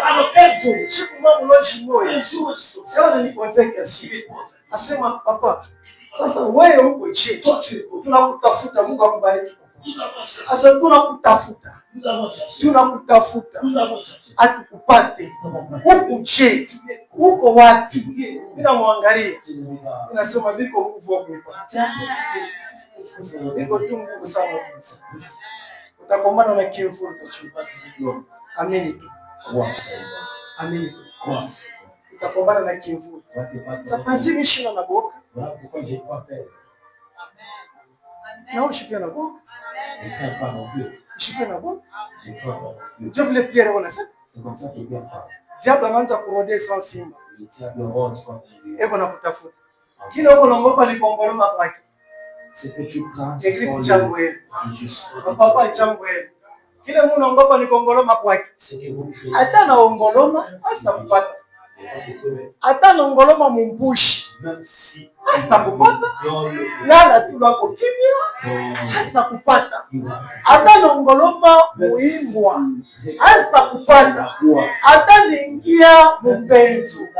Jua kuone. Hasta kuona. Hata ingia unyumba. Eko mangalia unyumba.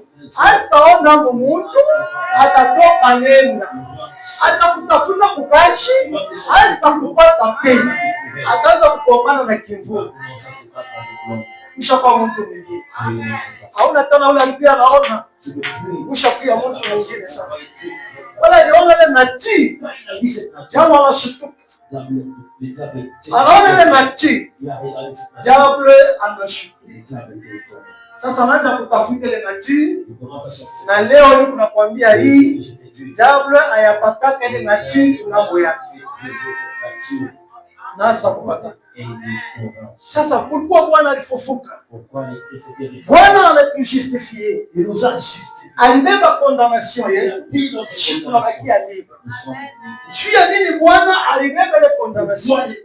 Na pourquoi Bwana analamuka na shida? Pourquoi il est ressuscité à l'éternité? Juu ya mambo tatu. Pour trois choses.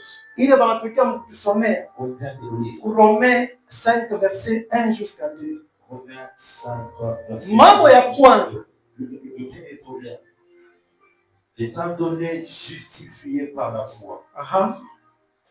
nous avons la paix avec Dieu. Shimama ndugu yangu. Unaenda petit à petit.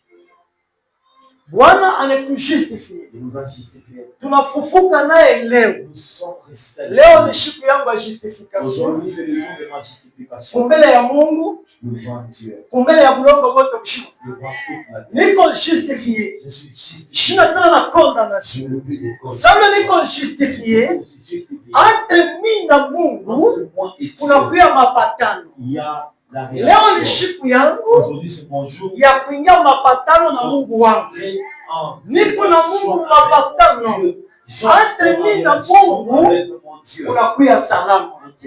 Sasa mimi nakuya na paa usalama ya Bwana ndani ya maisha yangu. Mimi nakuya na paa na salama ya Bwana. Bwana ananificha kasirani yake. Sitaishi kama mkasirani ya Bwana. Bwana anaisha kutosha kasirani yake. Sasa leo nitaishi salama ya Bwana. Kumbe asubuhi ya leo salama ya Bwana ndiyo maisha yako. Salama ya Bwana ndiyo ndoa yako. Salama ya Bwana ndiyo mkaishi yako. Ishi salama ya Bwana ndani ya maisha yako. Hata wewe naye hakuna kolera tena, hakuna kasirani tena, hakuna mapatano. Sasa unaweza kuishi wewe salama, unaishi na Bwana salama. Basi Bwana wanasema sasa vile mie Bwana Yesu anasema sasa vile mie Bwana wewe, mimi nafanya hii kazi ya kuipatanisha wewe ulikuwa kondane na salama ya na vitu vya Mungu. Na mimi nitebe ile condamnation yenu afin que wewe mwingie mapatano ya Mungu, muishi salama ya Mungu. Kumbe na wewe mturi yenu muishi salama na wengine. Cherchez la paix avec eux.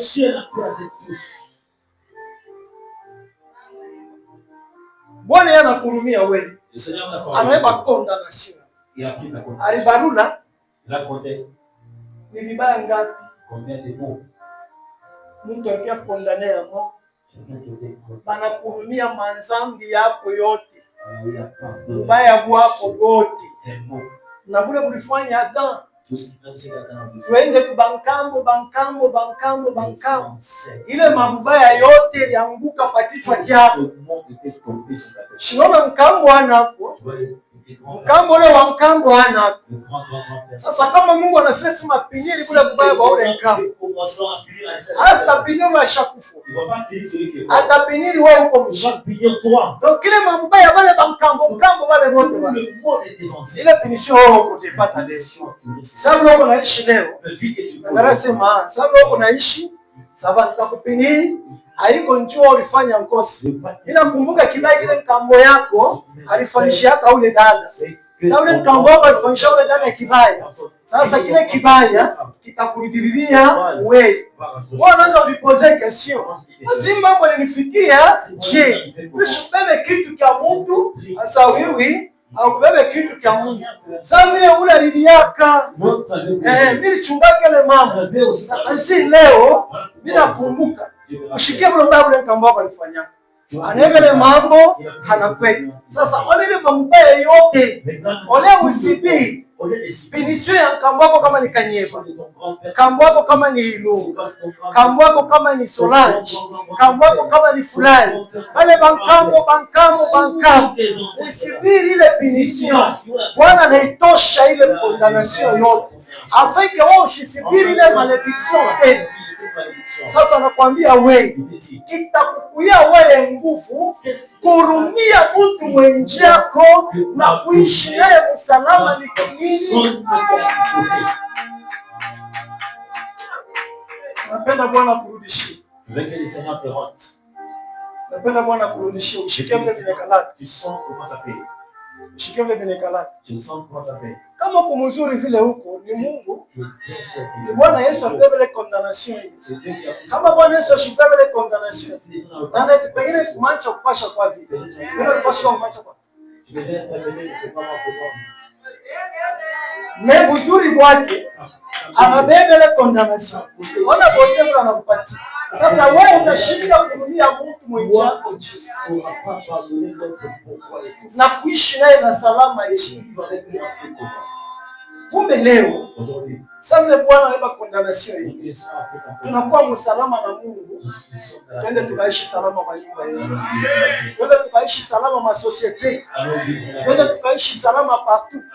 Kama uko na mtu alikukosea, hata kama alikukosea wewe, hata kama alikufanyishia kibaya, wende umuone, umwambia kusema mie na Mungu hakuna problem. Mishipende pakati yangu mimi na wewe papie problem. Mimi nakupardone. Mungu mtu atapardone kwa mtu kusubiri kwa leo. Mungu mtu atarudia kwa mtu asubiri ya leo.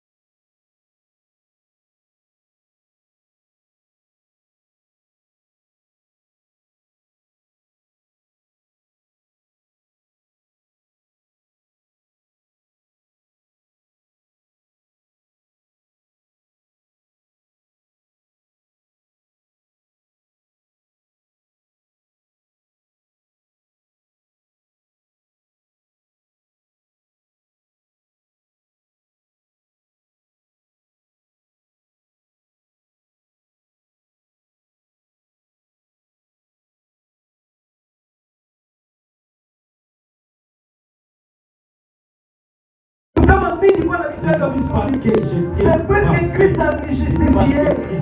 Mina Bwana mina pa. Neema yake. Bwana bariki sana. Asubuhi ya leo. Jua kusema huku na pa. Vile uko justifié. Neema ya Bwana iko kwa mlango yako. Neema ya Bwana iko lengia mnyumba yako. Jua uko justifié. Hakuna kile kinawezi kuampeshe neema ya Mungu kuingia nyumba yako. Kama ulikuwa mtasa, leo neema ya mzazi ndio inakuingia nyumba yako. Nenda kuingia mtumbo yako na mtazamo. Kama ulikuwa una kazi, neema ya kazi hiyo inakuja. Neema ya kazi inakuja. Kama uko na ndoa, neema ya ndoa yote. Neema ya ndoa iko nyingine. Okay, kwa jina la Yesu.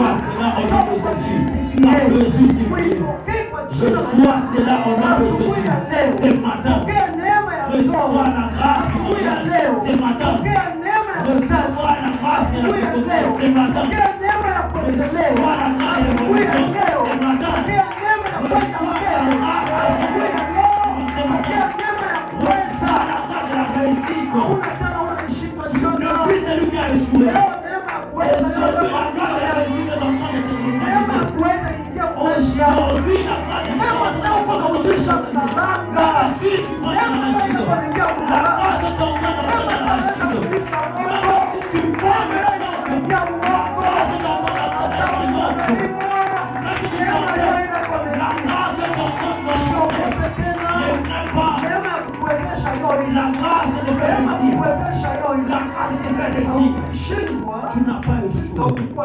Parce que tu n'avais pas la chance. Donc, voilà pourquoi tu es choisi.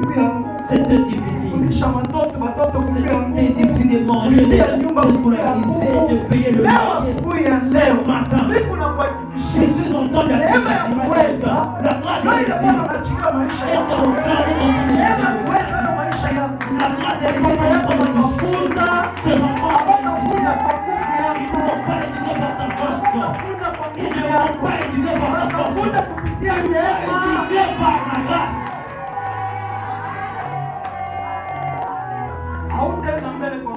Tu ne feras pas par ta force. Par ta force, tu as échoué. Ce matin, le Seigneur a laissé la grâce.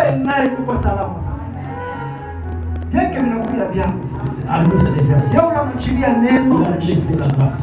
Je ne suis plus le fidèle qui a échoué. Je deviens fidèle. Échoué, la grâce.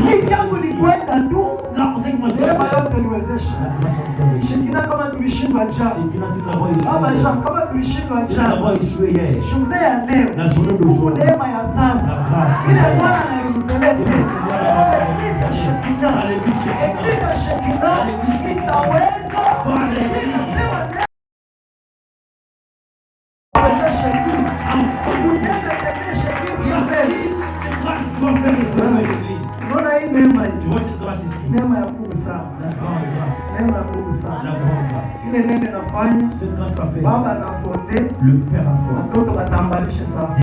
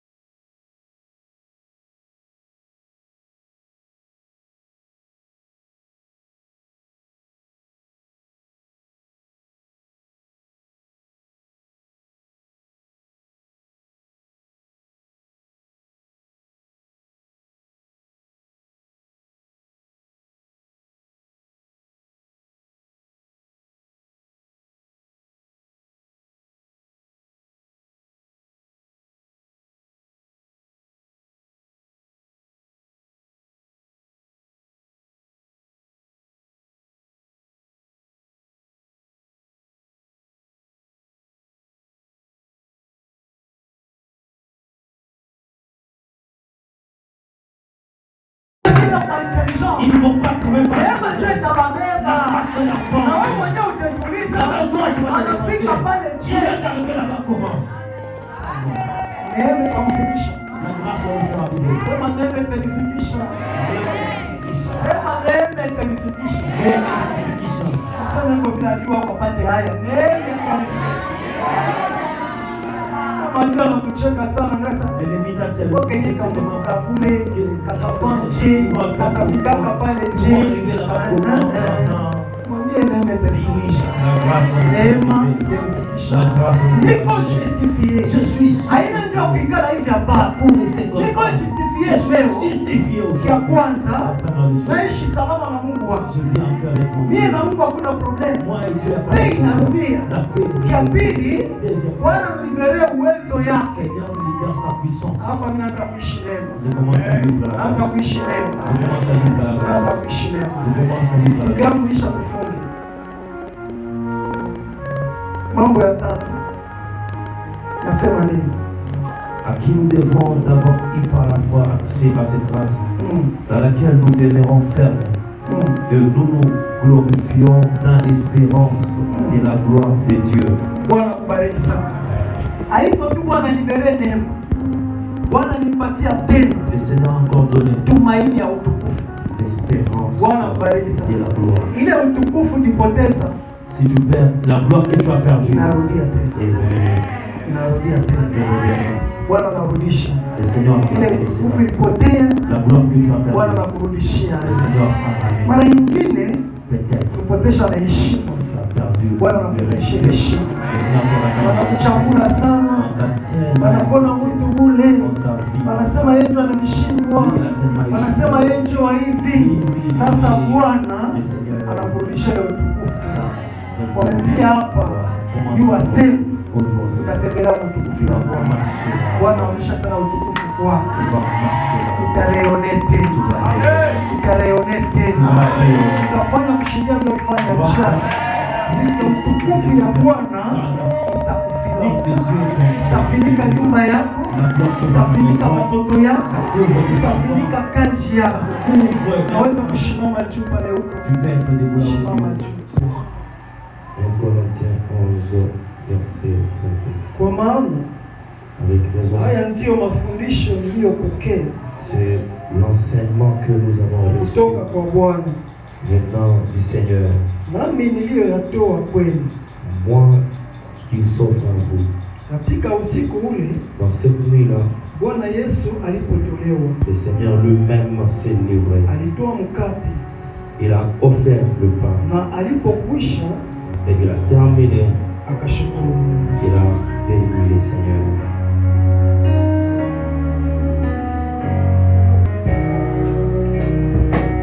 Bwana Yesu, Mungu wa neno, Mungu wa nguvu, na tunarudia mkate hiyo Seigneur. Tuitakasa damu yako Yesu, tuitakasa damu yako Yesu. Tunafanya vitu selon maandiko ya Biblia inasema. Inasema kupitia hii mkate ya siku ya leo, mtu wote atapita kumeza ya Bwana, hata maisha yake ilifunga. Hii mkate ilete deliverance, hii mkate ilete uzima. Mtu atakuwa mgonjwa, inasema kupitia tunzo unikalike. Hii mkate ya siku ya leo Seigneur, tunapenda kuona ya kweli muujiza ya Mungu wako. Deliverance itaonekana kila wakati katika saa.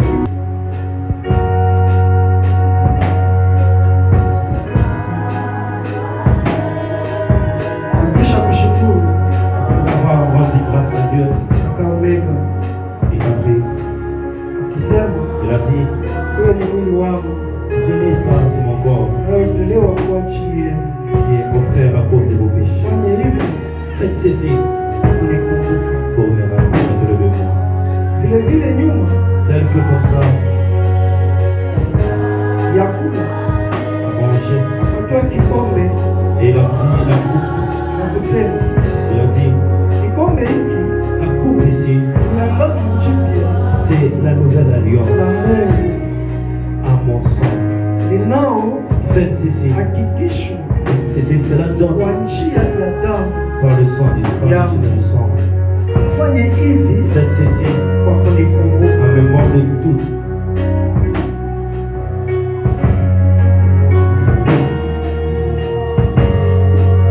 Bwana Mungu, tunakushukuru, tunasema asante kwa wema na mapendo yako siku ya leo. tunaikunya ikuye damu yako, ili kunenda kushimisha makondanation, ili kunenda kushimisha laana, ili kunenda kushimisha maparole mubaya. Ikuye damu yako ile kunenda kupoa, ikuye damu yako ile kunenda kutransforme. Bwana Mungu wa uwezo na Mungu wa ushindi, Bwana, wakati tunakaribia kunya hiyo divai, tunapenda tupate uwezo mpya ndani mwetu, ale uwezo ya Saint-Esprit itupeleke mudimension ya Mungu wako, kumbe Mungu tuonekanishe kwa jina takatifu la Yesu Kristo.